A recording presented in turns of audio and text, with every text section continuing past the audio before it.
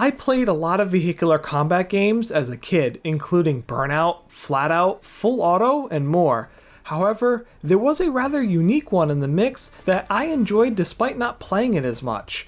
Developed by Paradigm Entertainment and published by Midway, SpyHunter is a reboot for the 1983 arcade game of the same name. It was released in 2001 for the PlayStation 2, in 2002 for the Xbox and GameCube, and in 2003 for PC and Mac. Now that I've finally finished it as an adult, I want to shed some light on a good game that has sadly become an obscure title. Let's take a look at the fun vehicular combat game of SpyHunter. Right away, SpyHunter oozes personality with its presentation. The menus and HUD go for a futuristic technology art style that really fits the spy espionage atmosphere. Even nowadays, it's still a good looking UI that I could see working just fine in a modern game. Now graphically, the game does falter here due to being an early PS2 title. Mediocre texture quality, lower poly models, lackluster distant detail, you get the idea. However, I wouldn't call it ugly by any means, as it still has a clean and vibrant aesthetic. There's a very deliberate choice in the lighting, color grading, and the overall look of the levels that is very visually appealing. In short, SpyHunter's presentation has a lot of charm, even with some of its aspects aging. It wouldn't be a SpyHunter game without its amazing hero car. You drive the G6155 Interceptor, which is a sophisticated weaponized supercar that can transform into different vehicles. When there are water sections, it will turn into a hovercraft. When you are at low health, it will turn into a motorcycle on land and a jet ski on the water. Only the supercar and hovercraft can use the turbo boost. Every version of the vehicle feels fine to control with responsive and tight handling. The on-land vehicles will initially grip, but then slide out at higher speeds or when turning more sharply. Both the hovercraft and jet ski are a little more imprecise and floaty, but they still control well enough. The Interceptor also has front and rear weapons. The front weapons consist of machine guns, rockets, an EMP, and a railgun. The rear weapons can only be used by the supercar and hovercraft, and they include an oil slick, smoke screen, and flamethrower. Additionally, there is a GPS tracker that can be shot onto vehicles and an infrared scanner to spot invisible lasers or hidden items. Unlike other games in the genre, you don't have a wide selection of vehicles to choose from here. Instead, what you do get is a very memorable and iconic spy vehicle. The levels in SpyHunter are really good. There are a great variety of locations, with missions in Texas, Florida, Panama, Germany, England, Italy, France, Monaco, and Jordan.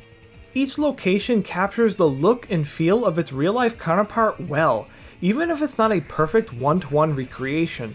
There is a lot of detail with the trackside scenery, props that fill the stages, and the civilians driving around. In terms of the level design itself, you get a range of more narrow sections with winding turns, to wide, straighter sections that usually have multiple paths.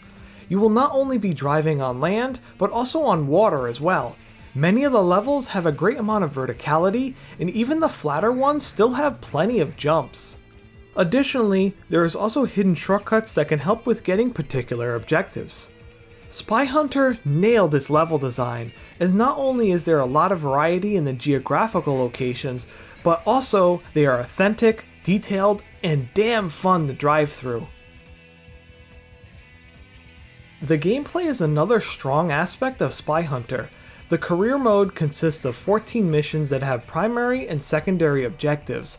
The primary objective must be completed or you'll fail the mission, while the secondary objectives can be completely skipped without penalty. Progressing to the next missions means you need to finish the previous one, and you need to get the required amount of objective points. This means you also have to complete a good amount of secondary objectives in order to unlock the subsequent missions.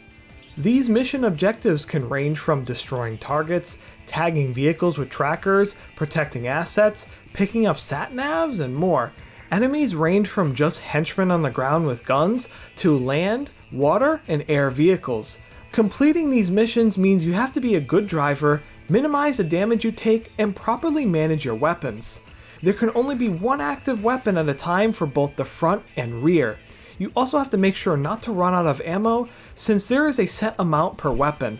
Especially if a particular weapon is needed for an objective, it's even more critical not to overuse it.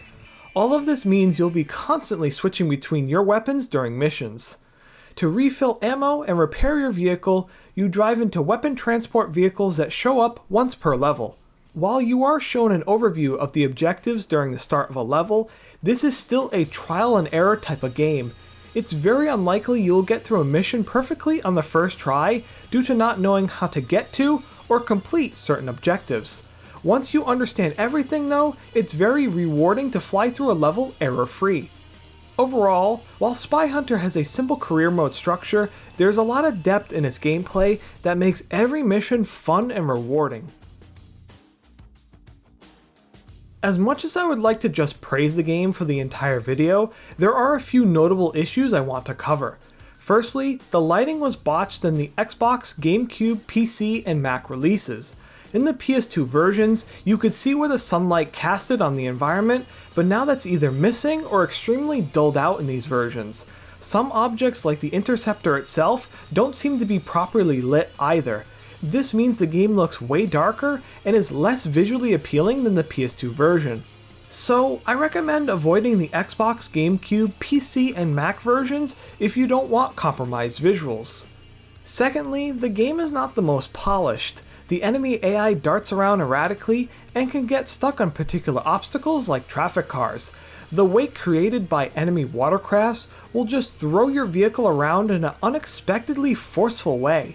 The camera follows the interceptor in a really awkward manner, especially when taking jumps or hitting stuff.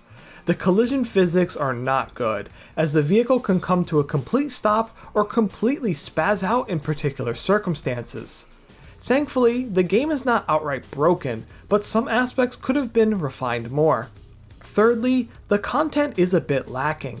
I had imagined this was way less of an issue back in 2001, especially since many games were still being designed with that shorter, streamlined arcade experience. However, nowadays, it's pretty jarring to have only 14 missions with repeating areas, and a single spy vehicle that gets upgraded only once.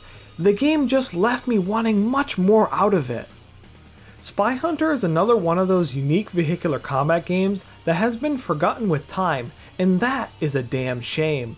While it may not have the most polished or content-rich experience, its charming presentation, iconic hero vehicle, interesting locations, and engaging gameplay means it's still a great experience all these years later.